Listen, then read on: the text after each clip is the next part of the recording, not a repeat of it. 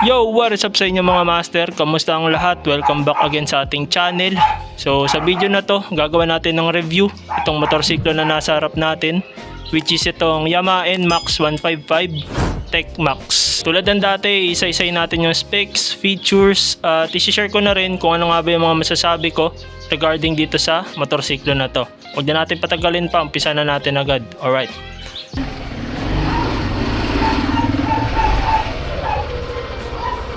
Unahin na natin mga master yung kanyang pinaka-engine specs. Pagdating sa makina na itong motorsiklo na to, siya ay liquid-cooled 4-stroke engine, single overhead cam na may 4 valves. Single cylinder engine na rin to na may 155cc displacement. Fuel injected na rin siya, kaya expect nyo na kahit malaki yung makina niya, medyo matipid siya sa gas. Sa kanyang compression ratio, maximum horsepower at maximum torque, lalagay ko na lang dyan sa screen para mas maintindihan yung mabuti.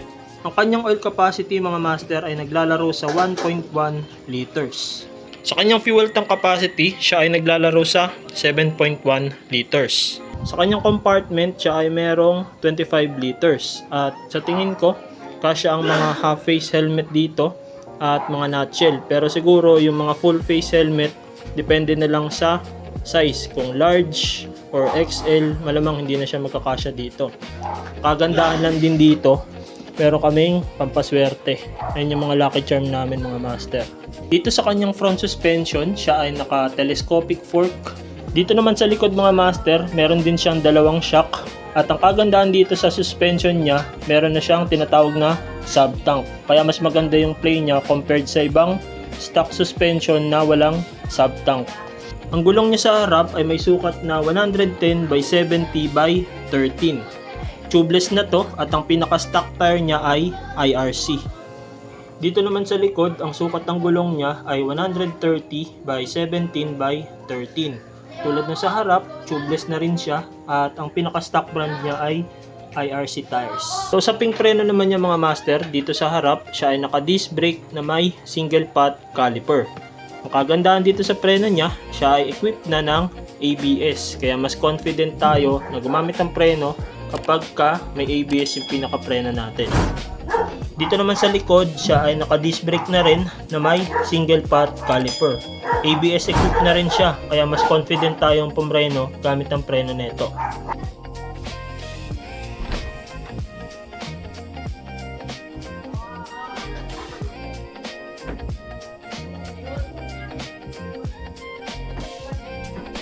Sa pinaka-headlight ng mga master, siya ay fully LED na. Mapa-park light or pinaka-main light man. Tapos, yung kanyang signal light, magkabila, siya ay naka-LED na rin. Pagkadating naman dito sa likod, yung kanyang pinaka-tail light, fully LED na rin yan. Yung kanyang signal light, fully LED na rin yan. Ang natatanging halogen bulb na lang nila ay itong pinaka-ilaw natin sa ating plate number.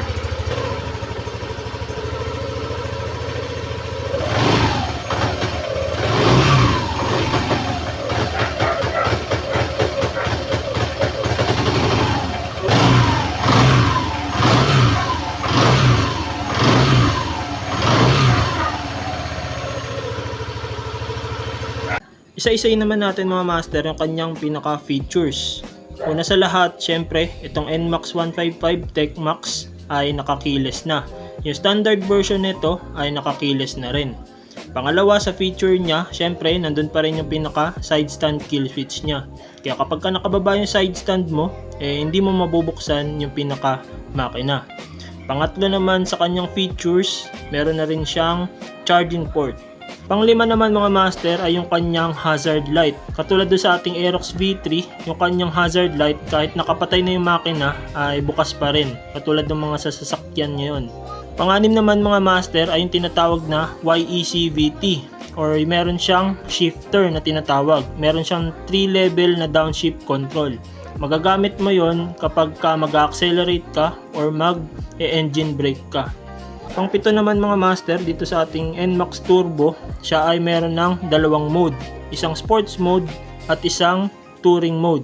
Kaya pwede ka mamili sa dalawa. Kung gusto mo chill rides lang, mag-touring mode ka. Pero kung gusto mo ng medyo enjoy at medyo may thrill, mag-sports mode ka. Pangwalo naman, yung kanyang panel gauge ay naka TFT na. Kaya pangbigatin na talaga yung pinaka panel gauge nitong motorsiklo na to. Samantalang yung standard version naman nitong NMAX 155 version 3, katulad lang din siya ng panel gauge ng Aerox V3 na standard version. Meron din siyang TCS or Traction Control System.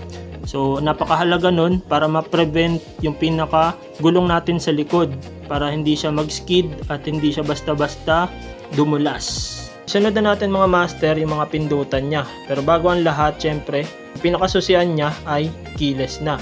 Tapos proceed na tayo dito sa kanang pindutan niya. Dito sa kanang handlebar niya, makikita nyo yung push button switch, yung kanyang hazard light switch, yung kanyang stop and start switch. Kung gusto nyong i-on or i-off yung pinaka stop and start system niya, pwede nyo siyang i-activate dito. Dito naman sa kaliwang part, yung kanyang pinaka low beam, high beam, tapos yung controls dito para sa pinaka panel gauge niya kung may isi-set kayo. Signal light, busina, at yung pinaka shifter niya. Tapos ito namang pindutan na to, kapag halimbawa nakapag-set ka na dito sa panel gauge at ibabalik mo na siya sa pinaka main menu, pipindutin mo lang to. So yung ibang sinasabi, kapag pinindot mo to, kusa ka nang uuwi sa inyo. Kasi tingnan nyo naman yung pinaka signage niya. Ayan. Pag pinindot mo to, kusa ka nang uuwi sa inyo. Autopilot. De joke lang.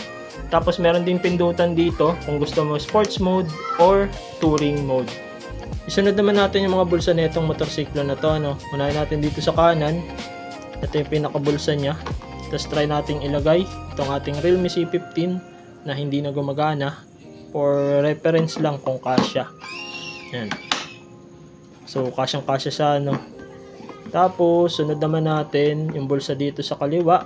Dito naman sa kabilang part, yung pinakabulsa niya dito ay wala talagang takip. Kumbaga, open lang siya. Pero yung pinsan ko, nakabili na siya ng aftermarket na takip. Kaya mas safe na yung pinakabulsa niya dito.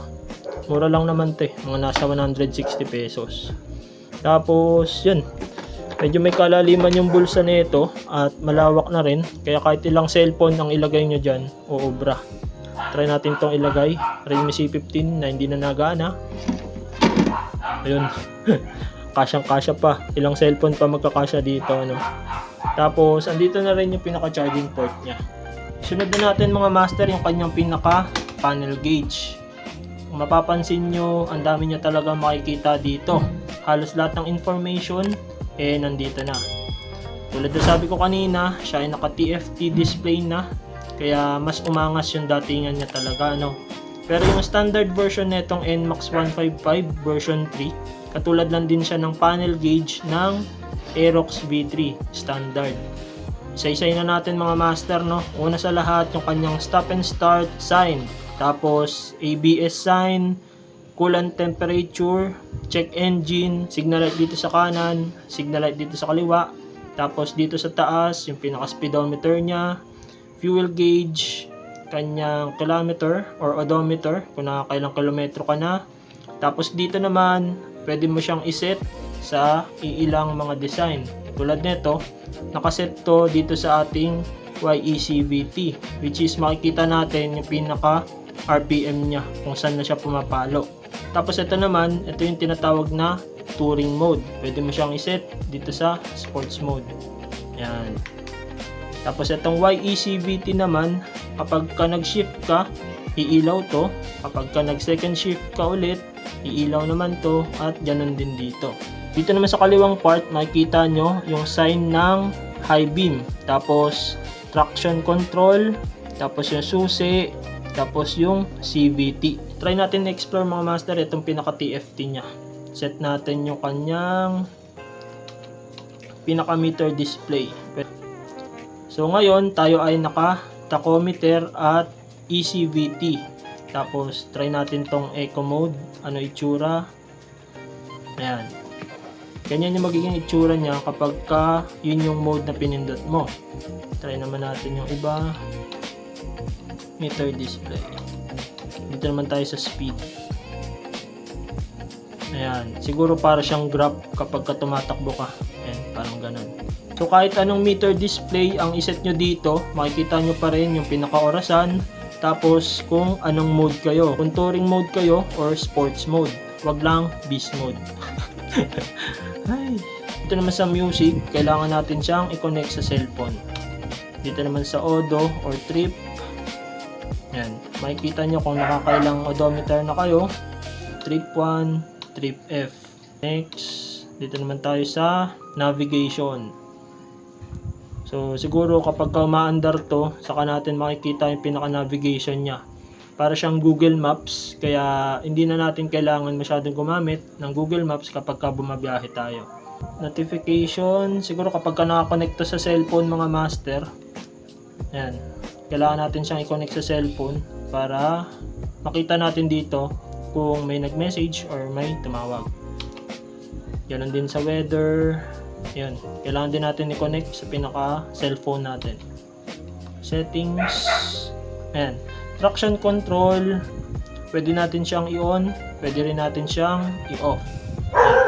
Ilaw siya kapag naka-off. Pag gusto mo namang i-on, yan.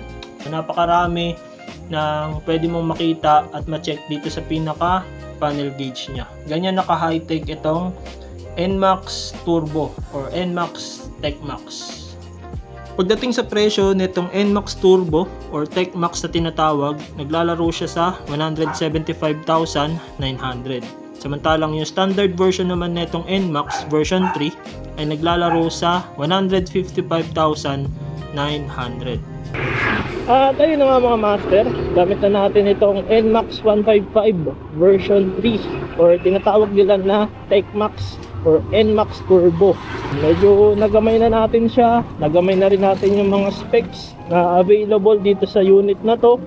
Siyempre, kailangan natin gamayin ng mabuti itong motorsiklo na to dahil unang-una siyempre for safety na din para hindi tayo magulat kung ano man yung mga specs at features na meron dito. Mahirap naman kasi na basta makapag-drive ka na lang ng motor, hindi mo i-check kung gaano kalalim yung preno, kung gaano kalakas yung makina. So may tendency na ma-aksidente tayo pagka gano'n. Isang advice mula sa inyong lingkod na bago kayo mag-drive ng ibang unit, anong unit man yan, mapamotor man yan o sasakyan, maganda gamayin nyo munang mabuti bago nyo bergahin yung takbo para maiwasan yung mga aksidente hindi naasahan. Okay, so balik na tayo sa pinaka main topic natin, which is yung power and performance dito sa motorsiklo na to. Pagdating sa power and performance nitong NMAX Turbo or NMAX TechMax na tinatawag, all goods para sa akin. Bakit? Dahil sagana siya mga master sa mga feature na pandagdag power. Meron siyang YECVT na i-discuss natin maybe sa susunod na content. Kasi kung pag-uusapan natin dito, baka magkanda lito-lito na tayo. Siguro sa susunod na content, explain ko sa inyo kung ano yung performance at kung paano gumagana yung YECVT. Pero speaking of power and performance, meron siyang VVA, meron siyang YECVT, tapos idagdag mo pa yung pinaka Blue Core engine, meron dito dahil nga Yamaha brand. Tsaka syempre 155cc displacement to, kaya expect nyo na talaga na swak ko sa pinaka power and performance. Pangalawa sa listahan natin mga master ay pagdating sa usaping handling nitong motorsiklo na to, ano. Kung ikukumpara natin yung handling nito sa Aerox V3, halos hindi naman sila magkakaiba. Dahil parehas silang merong malawak na turning radius, madali natin siyang imaneobra, kaya kapag kadating sa mga singit-singitan at sa mga traffic, madali tayong makakalusot. Kahit nasabihin natin na medyo may kabigatan itong motorsiklo na to at mukha siyang malaki kung titingnan natin talaga, pero kapag ginagamit mo na siya at dinadrive mo na, hindi mo na masyado ramdam yung bigat nito. Kaya kung halimbawa ikaw newbie rider ka, pwede sa itong NMAX dahil hindi siya mahirap iliko. Pagdating sa sitting position nitong NMAX, wala tayong masasabi dahil napaka-komportable niya. Kung ikukumpara natin yung sitting position nitong NMAX sa Aerox V3, higit na mas nakakalamang si NMAX. Kasi komportable ka talaga mga master kapag ito yung dinadrive mo. Dito pala sa top kanya mga master, meron ka ng malawak na foot peg. Tapos, kagandahan dito, kapag ka nangalay ka na sa ganitong position, pwede mong itaas yung paa mo. Kaya para ka talagang nakaupo sa sofa. Yan ang wala sa Aerox V3 at sa Aerox na version 1 at version 2. Kasi ang body structure ng Aerox mga master ay more on sports looking. Samantalang itong NMAX mula sa version 1 hanggang sa pinaka-latest version 1 more on touring. Kaya relax talaga. Mga apat sa criteria natin mga masters pagdating sa braking system na itong motorsiklo na to. Tulad na sabi ko kanina, yung preno niya sa harap ay disc brake na. Gayun din sa preno niya sa likod. At ang kagandahan dito mga master, equipped na siya ng ABS, harap at likod. Kaya mas confident tayong gumamit ang preno kahit sabihin natin na naka-disc brake tayo. At another thing pa mga master, meron na tayong traction control dito sa motorsiklo na to. Kadalasan natin nakikita sa mga big bikes at mga medyo high-end na motorsiklo. Kahit 155cc displacement lang to, nilagyan na nila ng traction control. Kaya more on safety yung mga nadagdag na feature dito sa motorsiklo na to. Kaya overall, pagdating sa braking power at braking system na itong motorsiklo na to, thumbs up tayo sa kanya. Ang lima sa criteria natin mga master, pagdating sa usaping suspension. Yan. Ang suspension niya sa harap, napaka-responsive, hindi ganun katagtag, hindi rin ganun kalambot. Kaya hindi siya ganun katagtag kahit na madaan ka sa mga minimal na lubak. Sa suspension naman niya sa likod mga master, siya ay naka dual shock. At ang kagandahan sa kanyang stock suspension, meron na siyang sub-tank. Kaya hindi na ganun katagtag yung pinaka-stock suspension natin dahil natin sa sub-tank na nilagay ni Yamaha. Kaya sa usaping stock suspension netong NMAX Turbo, goods na goods din siya para sa akin. Alright. Pero bago ko lang lahat, gusto ko i-shoutout si Marcel, na aking pinsan, sa pagpayag at pagtitiwala na magamit ng kanyang bagong motorsiklo. Maraming salamat. So yun lang mga master, maraming salamat sa solidong suporta, maraming salamat sa panonood. Ingat sa lahat. Enjoy the ride, ride safe. Peace yo. Alright.